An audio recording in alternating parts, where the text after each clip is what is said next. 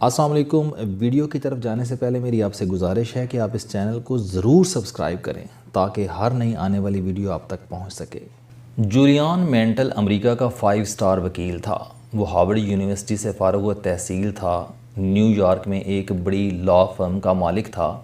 اس کے پاس اعلیٰ تعلیم یافتہ اور ذہین ترین قانونی ماہرین تھے۔ وہ فیس بھی کروڑوں میں وصول کرتا تھا، لہٰذا وہ امراء کا وکیل کہلاتا تھا۔ اس کے بارے میں مشہور تھا کہ وہ جس کیس پر ہاتھ ڈال دیتا تھا وہ اس کو جیت کر ہی رہتا تھا۔ امریکہ کی بڑی کمپنیاں اور امیر ترین لوگ اس کے کلائنٹ تھے۔ لوگ اس کی میز پر بلینک چیک چھوڑ جاتے تھے۔ وہ خود بھی رئیس شخص تھا۔ لاطینی امریکہ میں ذاتی جزیرے کا مالک تھا، ذاتی جیٹ جہاز تھا، نیو یارک کے مہنگے ترین علاقے میں مہنگے فلیٹ میں رہتا تھا۔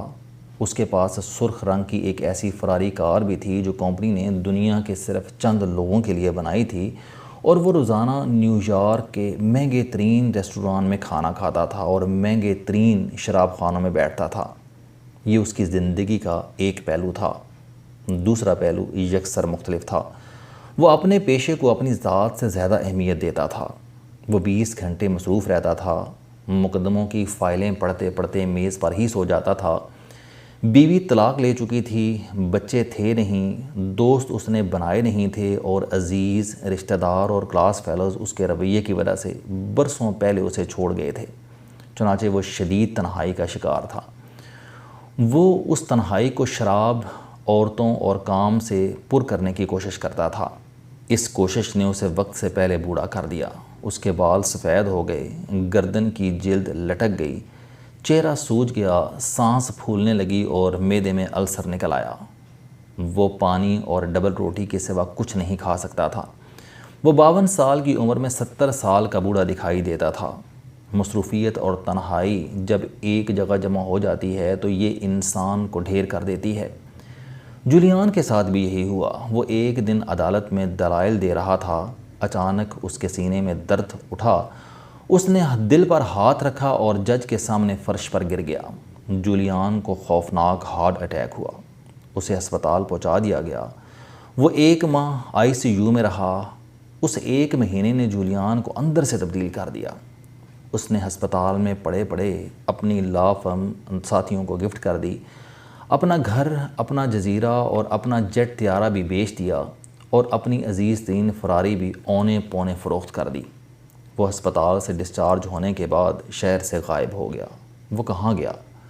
بڑے عرصے سے لوگ ایک دوسرے سے پوچھتے رہے، لیکن جولیان کی اگلی منزل کے بارے میں کسی کو کچھ معلوم نہیں تھا۔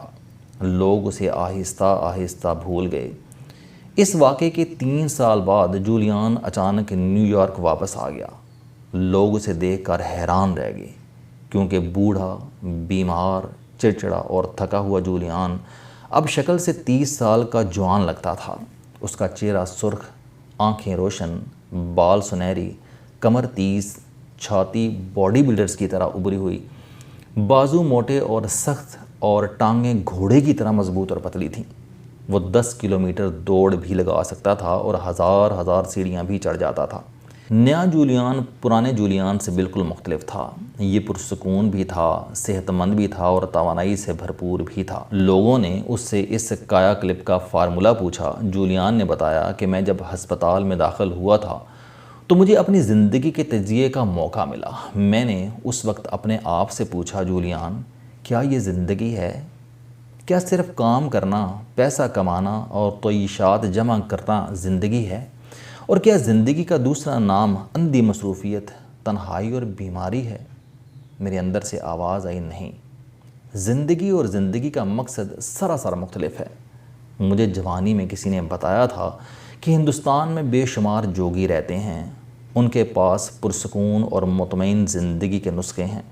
میں نے اپنے ہارٹ اٹیک کو ویک اپ کال سمجھا اور باقی عمر زندگی کا اصل مقصد تلاش کرنے کے لیے وقف کر دی۔ میں نے اپنی ساری زمین جائیداد بیچی اور بھارت چلا گیا۔ میں بھارت میں مختلف شہروں، مختلف آشرموں اور مختلف جوگیوں کے پاس دھکے کھاتا رہا، لیکن مجھے پرسکون زندگی کا کوئی فارمولہ نہ ملا۔ میں چلتے چلتے سری نگر پہنچ گیا۔ وہاں ایک چھوٹے سے مندر میں ایک جوگی رہتا تھا۔ مجھے پتہ چلا کہ یہ جوگی بھی میری طرح ایک نامور وکیل تھا۔ وہ بھی میری طرح زندگی سے ایک دن تنگ آ گیا۔ اس نے بھی وکالت چھوڑ دی اور نروان تلاش کرتے کرتے اس مندر میں ڈیرے ڈال دیے۔ میں اس جوگی کے پاس پہنچ گیا۔ وہ اس وقت تک بہت بوڑھا ہو چکا تھا۔ اس نے مجھے بتایا کہ ہمالیہ کی انتہائی بلندیوں پر ایک قبیلہ رہتا ہے۔ یہ لوگ نروان پا چکے ہیں۔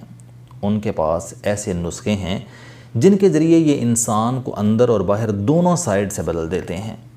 جوگی کا کہنا تھا کہ میں ان لوگوں کی تلاش میں یہاں پہنچا ہوں، لیکن بڑھاپے کی وجہ سے پہاڑوں پر نہیں جا سکتا۔ تم کوشش کرو، شاید تم کامیاب ہو جاؤ۔ میرے ہاتھ ٹپ آ گئی۔ میں اٹھا اور پہاڑوں کی طرف چل پڑا۔ میں مہینوں ہمالیہ میں مارا پھرتا رہا۔ بارشیں آئیں، طوفان آئے، برفیں پڑیں، لینڈ سلائڈنگ ہوئی، لیکن میں آگے بڑھتا رہا، یہاں تک کہ میں اس قبیلے تک پہنچ گیا۔ وہ کمال لوگ تھے۔ وہ پہاڑوں میں رہتے تھے، اپنا اگاتے تھے، اپنا کھاتے تھے، کسی کے پاس جاتے تھے اور نہ کسی کو پاس آنے دیتے تھے۔ ان میں سے ہر شخص کی عمر 100 سال سے زیادہ تھی، لیکن وہ ہمارے نوجوانوں سے زیادہ چاقو چوبند تھے۔ ان کی زندگی ڈسپلن میں پروئی ہوئی تھی۔ وہ رات کو جلد سو جاتے تھے اور صبح 4 بجے بیدار ہو جاتے تھے۔ وہ لوگ ذہنی، جسمانی اور روحانی لحاظ سے بہت تگڑے تھے۔ وہ کسی منفی سوچ کو ذہن کے قریب نہیں بھٹکنے دیتے تھے۔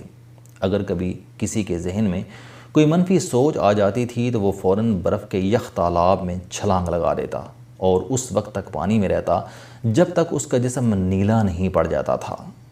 وہ چپ کا روزہ بھی رکھتے تھے۔ وہ پورا دن کسی سے کلام نہیں کرتے تھے۔ ان کا خیال تھا کہ انسان کو اندر سے پرسکون ہونا چاہیے، بیرونی دنیا خود بخود ٹھیک ہو جائے گی۔ جولیان نے بتایا کہ میں 3 سال اس قبیلے میں رہا۔ میں نے ان 3 برسوں میں ان سے زندگی کا اصل فارمولہ سیکھا۔ ہمیں سونا کیسے چاہیے، ہمیں جاگنا کیسے چاہیے، ہم سورج اور چاند سے کیسے توانائی حاصل کر سکتے ہیں، جنگل اور پہاڑ انسان کے لیے کیوں ضروری ہیں، ہمیں کیا کھانا چاہیے اور ہمیں کس چیز سے پرہیز کرنا چاہیے، ہم اس عارضی زندگی کو کیسے مفید بنا سکتے ہیں، ہم ایک لمحے کو کیسے استعمال کر سکتے ہیں اور ہم اپنی سوچوں کو کیسے کنٹرول کر سکتے ہیں۔ میں نے ان سے یہ سارے فارمولے سیکھ لیے۔ میں جب ماہر ہو گیا تو انہوں نے مجھے حکم دیا کہ تم اب واپس جاؤ اور اپنے لوگوں کو شاندار اور مطمئن زندگی کے یہ سارے گر سکھاؤ۔ میں اس جنت سے واپس نہیں آنا چاہتا تھا، لیکن انہوں نے مجھے زبردستی یہاں بھجوا دیا۔ جولیان مینٹل بعد ازاں پوری زندگی لوگوں کو روحانی، ذہنی اور جسمانی صحت کے گر سکھاتا رہا۔ وہ نیو یارک میں امریکی بھکشو کے نام سے جانا جاتا تھا۔ اس کی زندگی اور اس کی تعلیمات پر رابن شرما نے ایک انتہائی خوبصورت کتاب لکھی۔ یہ کتاب بیسٹ سیلر ہے اور یہ اب تک جولیان مینٹل جیسے لاکھوں لوگوں کی زندگی بدل چکی ہے۔ یہ ایک ایسے بھکشو کی کہانی ہے جس نے نروان کے لیے اپنی فراری تک بیچ دی، جس نے خود بھی نروان پایا اور جو آخری سانس تک لوگوں میں نروان بانٹتا رہا۔ وہ کہتا تھا کہ آپ فیصلہ کریں، زندگی آپ نے گزارنی ہے یا پھر زندگی نے آپ کو گزارنا ہے۔ ہم لوگ زندگی بھر جولیان مینٹل جیسی صورتحال سے دوچار رہتے ہیں۔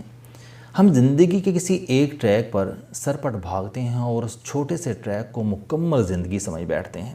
قدرت ہمیں دیکھتی رہتی ہے، اسے پھر ہم پر رحم آ جاتا ہے اور وہ کبھی بھاری مالی نقصان، کبھی ایکسیڈنٹ، کبھی مقدمے اور کبھی بیماری کی شکل میں ہمیں جھٹکا دے دیتی ہے۔